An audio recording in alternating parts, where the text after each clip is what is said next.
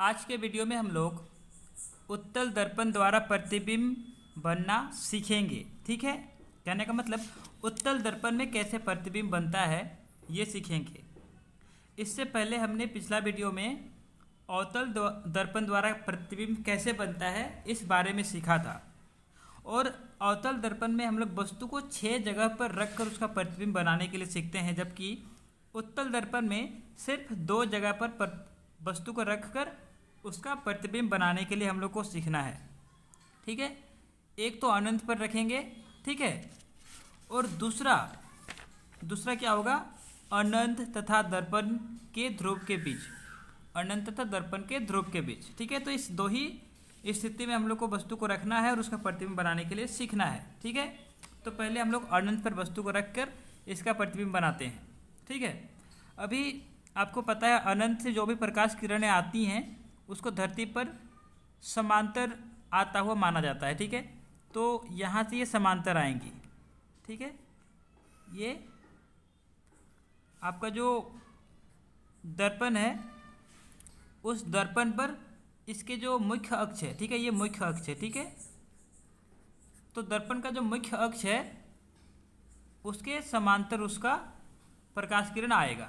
ठीक है, तो प्रकाश किरण यहाँ पे आया, ठीक, यहाँ पे एक आया, दूसरा मान लेते हैं, आप नीचे ले लीजिए कोई दूसरा। ठीक है, तो आपका एक दूसरा यहाँ पे नीचे आया।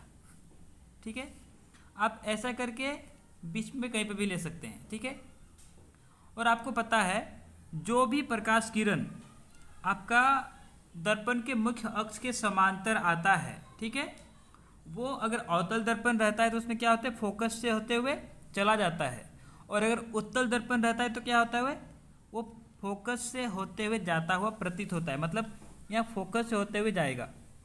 ठीक है, ये फोकस जो आपका है ना इसके सीधा में इधर चला जाएगा। ठीक है, तो ऐसे ये परावर्तित हो जाएगा। उसी प्रकार से दूसरा वाला कैसा होगा, ये भी फोकस के सीधा में आएगा और ये इधर परावर्तित हो जाएगा, ऐसा। ठीक है, तो आपको पता है जहाँ पे कम से कम 2 प्रकाश किरण आप ले रहे हैं वो दोनों जहाँ पे मिलती है वहाँ पे क्या होता है, उस वस्तु का प्रतिबिंब बनता है। तो यहाँ पे जब अनंत पर वस्तु को रखेंगे, ठीक है, तो उसका प्रतिबिंब फोकस पर बनेगा। ठीक है, तो प्रतिबिंब वस्तु की स्थिति अनंत पर था, प्रतिबिंब की स्थिति क्या होगा, यहाँ पे लिखते हैं। ठीक है, प्रतिबिंब की स्थिति, प्रतिबिंब की स्थिति, तो ये क्या होगा आपका फोकस पर। प्रतिबिंब कहाँ बनेगा, फोकस पर। साइज क्या होगा आपका, अत्यंत छोटा हो जाएगा। ठीक है, अत्यंत छोटा, या फिर आप इसको बोलेंगे बिंदु साइज का। ठीक है, मतलब एकदम छोटा रहेगा, बिंदु साइज का बनेगा। ठीक,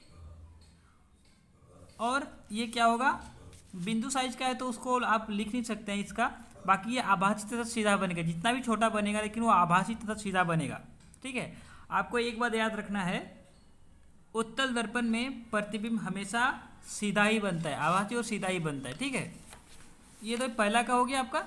ठीक है, अब दूसरा स्थिति में अनंत तथा दर्पण के ध्रुव के बीच में हम लोगों ने क्या किया, वस्तु को रख दिया है। ठीक है, ये आप वस्तु देख रहे हैं AB, ये वस्तु है। ठीक है, अभी इसमें भी हम लोग क्या करेंगे, एक जो प्रकाश किरण है उसको मुख्य अक्ष के समांतर लेके जाएंगे। ठीक है, ये मुख्य अक्ष के समांतर आया, जो मुख्य अक्ष के समांतर आपका आएगा वो क्या करेगा, फोकस से होते हुए ज़्यादा प्रतीत होगा। ठीक है, तो ये आपका फोकस से होते हुए, ऐसे फोकस से मिलाना है आपको। ठीक है, और ये इधर पे परावर्तित हो जाएगा। ठीक है, तो इधर से आपका एक आया और इधर चला गया। ठीक है, अभी दूसरा को आप क्या कर सकते हैं, आपको पता है जो आपका वक्रता केंद्र से होते हुए आता है वो वक्रता केंद्र से होते हुए ही चला जाता है। ठीक है, तो इस सीधा में एक को लाएंगे, इस सीधा में लाएंगे तो इधर से जाएगा और वापस इसी दिशा में वो चला जाएगा, वापस इसी दिशा में चला जाएगा। ठीक है, तो ये जहाँ मिले, जैसे यहाँ पे मिले तो यहाँ पे उसका प्रतिबिंब बनेगा, यहाँ पे उसका प्रतिबिंब बनेगा। ये ए बी था, ये आपका ए डैश बी डैश बनेगा, ठीक है। तो इस पे क्या होगा, इसमें आपका प्रतिबिंब की स्थिति क्या होगी, प्रतिबिंब की स्थिति होगी आपका P तथा F के बीच, ठीक है। P तथा F के बीच में यहाँ पे बनाइए, तो प्रतिबिंब की स्थिति P तथा F के बीच, साइज क्या होगा, साइज होगा छोटा, ठीक है। और प्रकृति क्या होगा, प्रकृति होगा आभासी तथा सीधा, ठीक है। तो ये दो हम लोग को प्रतिबिंब बनाने के लिए सीखना होता है उत्तल दर्पण में।